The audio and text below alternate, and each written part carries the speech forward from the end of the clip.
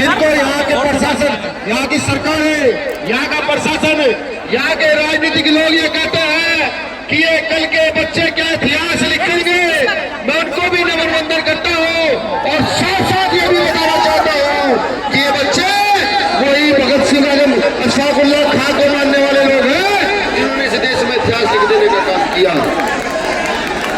सम्मानित साथियों, आज की रैली में आए मेहनत किए गए तमाम कार्यकर्ता को झुककर नमन करता हूँ कि जिन्होंने अपना पूरा क्षमता लगा के, पूरी ताकत लगा के घर बार छोड़कर इस रैली को सफल बनाया।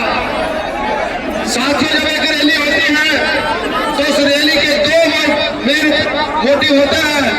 पहला कि उस रैली से आप लेकर क्या जाओगे, दूसरा जो आपके नेता ने आपको बताया उसको जाकर आप जमीन पे कैसे उतारो। ये दो मोटिव एक रैली के होते हैं। अब ये तय आपको करना है, समझना आपको है कि आज इस पुरखे की हम जयंती मना रहे हैं, उस पुरखे की जयंती पर आप लेकर क्या जाएंगे। अभी मेरे तमाम साथियों ने यहाँ से राज की बात करी कि हम इस देश में बहुजन राज स्थापित करेंगे।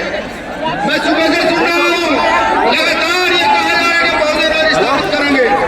बड़ा सवाल ये है कि आखिर बहुजन राज स्थापित कैसे होगा। क्या सिर्फ माइक पर बोलने से बहुजन राज स्थापित हो जाएगा या सिर्फ इकट्ठा होने से बहुजन राज स्थापित हो जाएगा। ऐसे बहुजन राज स्थापित नहीं होगा मेरे साथियों। बहुजन राज स्थापित होता है एक से एक दूसरे का हाथ पकड़कर चलने में। जब एक पिछड़ा, एक दलित, एक ईसाई, एक अल्पसंख्यक समाज के व्यक्ति एक दूसरे का हाथ पकड़कर चलेंगे और अपने परिवार को लगातार बढ़ाते चले जाएंगे, तब जाकर के बहुजन राज स्थापित होगा। डॉक्टर बाबा साहब अम्बेडकर ने आपको एक आसान रास्ता दिया है इस देश से राज स्थापित करने का। हालांकि हमारे पुरखों ने तलवार के बल पर यहाँ राज स्थापित किया, लेकिन बाबा साहब अम्बेडकर ने बहुजन राज स्थापित करने का एक आसान रास्ता दिया है। वो रास्ता है लोकतंत्र का रास्ता, वो रास्ता है आपके वोट का रास्ता। ये वही वोट है जिसको लोग लेकर के आज यहाँ इस प्रदेश के मुख्यमंत्री और इस देश के प्रधानमंत्री बने बैठे हैं। ये वही वोट है जो आज हमारे ही नेता लेकर के हमारे लिए काम करने का काम नहीं करते हैं। मुझे बखूबी याद है जब यहाँ करण पासी काम करता है तो समाज के ही नेता उसको दबाने का काम करता है। मुझे बखूबी याद है जब वो न्याय के खिलाफ लड़ता है तो प्रशासन भी उसे ये कहता है कि तो चुप बैठ वरना तुझे जेल में डाल दिया जाएगा। लेकिन मैं गर्व भी करता हूँ अपने एक एक कार्यकर्ता पर कि वो ईंट की दीवार की तरह सामने खड़ा हुआ है, वो हर अन्याय करने वाले के सामने खड़ा है और बार बार ये कहता है कि जब तक जीवन है, जब तक जीवन है इसी प्रकार से चंद्रशेखर आजाद की तरह मूंछों में ताव दिया जाएगा और इसी प्रकार से लड़ा जाएगा जैसे हमारा नेता चंद्रशेखर आजाद लड़ता है। बार बार ये कहता है। मैं आपसे भी पूछता हूँ क्या इस देश में कोई ऐसा नेता है जो आपकी आवाज बड़ी मजबूती से उठाता हो? और अगर नहीं है तो उस नेता का नाम बताओ जो आपकी आवाज इस देश में बड़ी मजबूती से संसद में उठाने का काम करता है।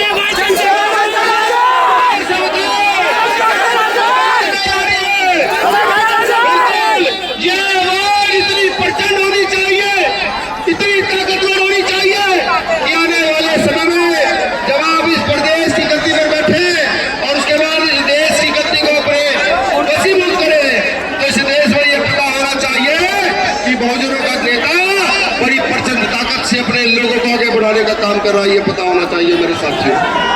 मैं बाबा साहब के एक कोट के साथ अपनी बात रखूंगा कि हमारे पुरखों ने कहा, बाबा साहब ने आगे बढ़ाया कि वोट हमारा, राज तुम्हारा, नहीं चलेगा, नहीं चलेगा। क्या कहा कि वोट हमारा, राज तुम्हारा, नहीं चलेगा, नहीं चलेगा।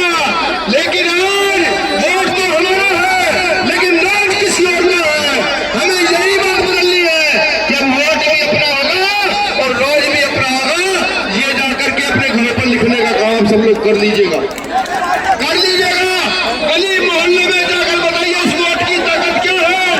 इस वोट की ताकत यह है कि एक मजदूर के बच्चे को अगर ये वोट सही लोगों के हाथ में चला जाए तो एक मजदूर का बच्चा भी इस देश में कलेक्टर बन सकता है, इस देश में IAS PCS अधिकारी बन सकता है। ये वोट की ताकत है, ये वोट की ताकत है कि आप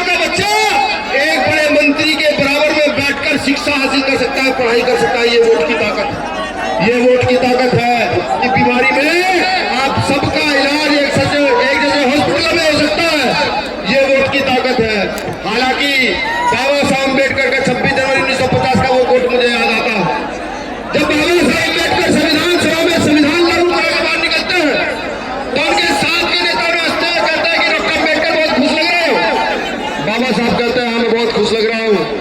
मैंने आज रानी का पेट चीर दिया है। राजा रानी के पेट से जन्म नहीं लेगा। अब राजा यहाँ के गरीब मजदूर किसान के वोट से जन्म लेगा। तो उनके साथ कहने वास्ते हुए कहते हैं, गौर से सुनिएगा, ये आपके काम की बात है। उनके साथ कहने वास्ते हुए कहते हैं कि डॉक्टर अम्बेडकर अपने लोगों को अधिकार दे चले हो। इनमें बुद्धि कहां से पैदा करोगे, इनमें ताकत कहां से लाओगे, इनमें जागृति कहां से लाओगे? हम तुम्हारे लोगों को डराएंगे, धमकाएंगे या खरीदेंगे? राजा अपना बनाएंगे। उन्होंने ऐसा ही किया, हमारे लोगों को डराया। कभी ईडी की जांच में फंसाते हैं, कभी सीबीआई की जांच में फंसाते हैं। हमारे लोगों को डरा धमका कर इस देश में चंद मुट्ठी भर लोगों ने राजा अपना बना लिया। लेकिन बाबा साहब अम्बेडकर ने एक बात और कही थी, कहा था, मैं जानता हूं मेरे लोग गरीब है, डर जाएंगे, मेरे लोग भूखे हैं, हो सकता है बिक भी जाए, लेकिन एक बात याद रखना, जिस दिन कोई शख्स ऐसा खड़ा हो गया कि जिसने मेरे मिशन को समझ कर आगे की ओर बढ़ा दिया और जिसको तुम खरीद ना पाए, वो इस देश में अपना राजा बनाकर खड़ा कर देगा। ये बात तुम ध्यान रखना। ये वो समय आ चुका है, ये समय आ चुका है।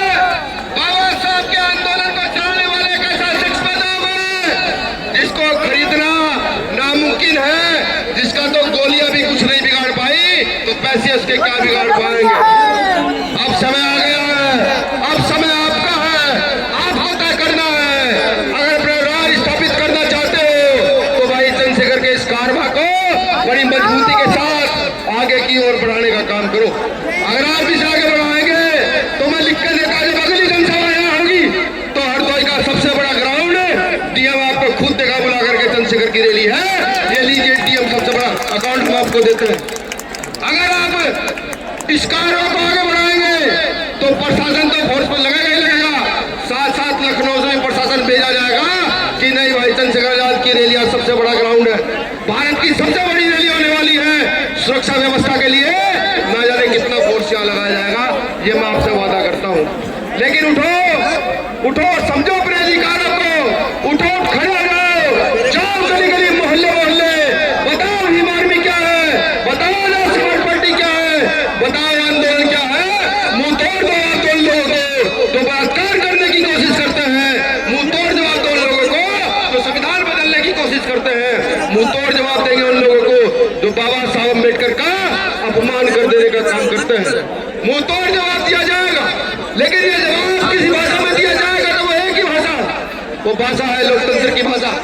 उस लोकतंत्र की भाषा में जवाब दोगे तो इतना मजबूत चमाटा लगेगा मनुवाद के मुंह पर कि मनुवाद उठ नहीं पाएगा, पनप नहीं पाएगा।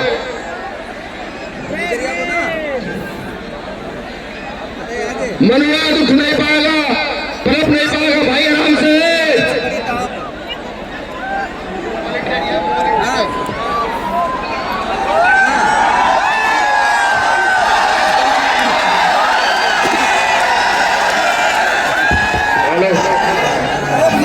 ये जो नौजवान इधर वॉलंटियर इधर इधर इधर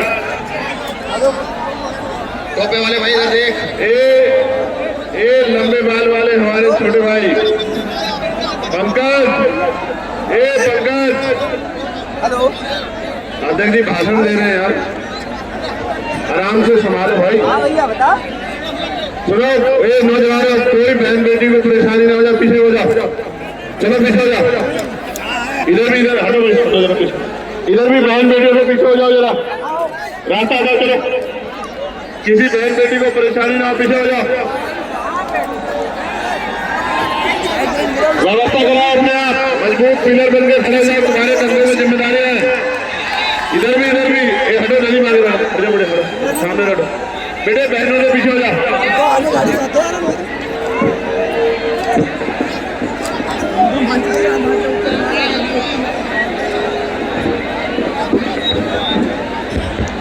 बहनों से पीछे हो जाओ, बहनों से पीछे हो जाओ, इधर हटो, इधर हटो, माओ बहनों से एक तरफ हटो, जगह कम है हम समझते हैं, लेकिन हटो, पीछे हटो, एक पैर पे खड़ा होना सीखो।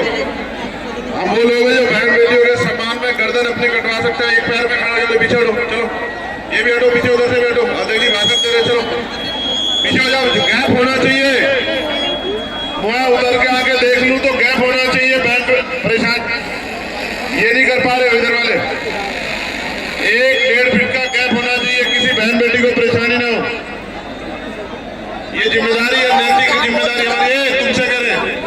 ये जो इधर खड़े हटो,